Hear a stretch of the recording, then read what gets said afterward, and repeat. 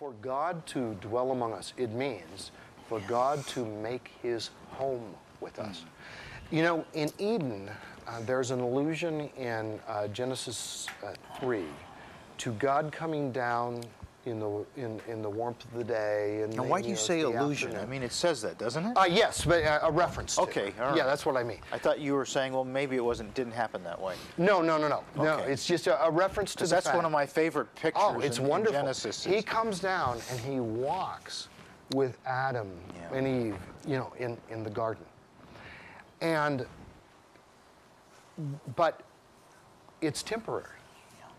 Because they live in the garden and he lives in heaven. Yeah.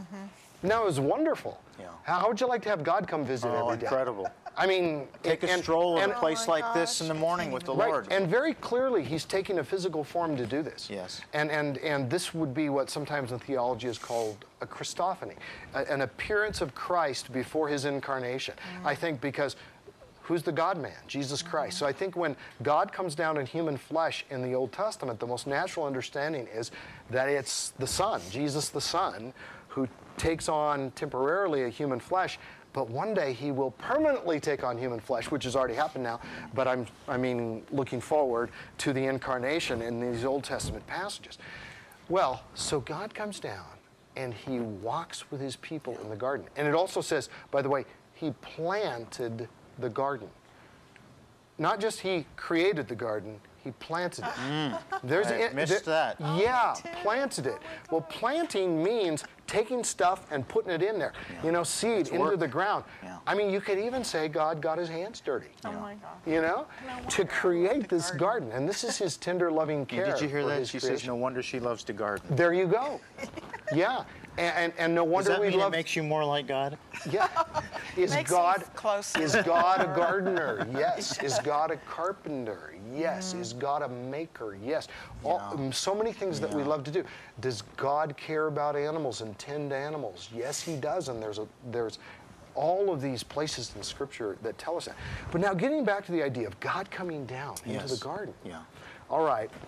But then he goes back to heaven where he lives, which means God and people, though there is nothing separating them relationally as they live in Eden, they don't live in the same place because God's a spirit and human beings are spirits but in bodies, and they live on this physical place called earth. Now, fast forward, incarnation of Christ, death, resurrection, ascension, return of Christ, resurrection, new heavens, new earth. Now Revelation 21:3, it says, now the dwelling of God is with men. He will come down and live among them. They will be his people. God himself will live with them, and he will be their God. God will come to live with us. Not merely that we will go up to live with God in his place, though that would be wonderful. I mean, what a great promise that would be. And that is the promise. That's where we go. We go to live in God's place when we die. But here's the magnificent promise of Scripture, and it just blows you away. And it would, to make this up, if we thought of this, in your book. If we thought of this, we'd think, who are we to even come up with such an idea? If we came up with it, it'd be obviously blasphemy. Totally, it'd be blasphemy. Yeah. But God says, it's not simply that you're going to come up and live with me in my place. I'm going to come down and live with you in your place forever. I will make my dwelling place with you. I will live with you. I will bring my joy. I will bring my presence, which is the heart and soul, the center of gravity of the entire universe. I will bring myself down to earth. All blessings come from God. He is the source.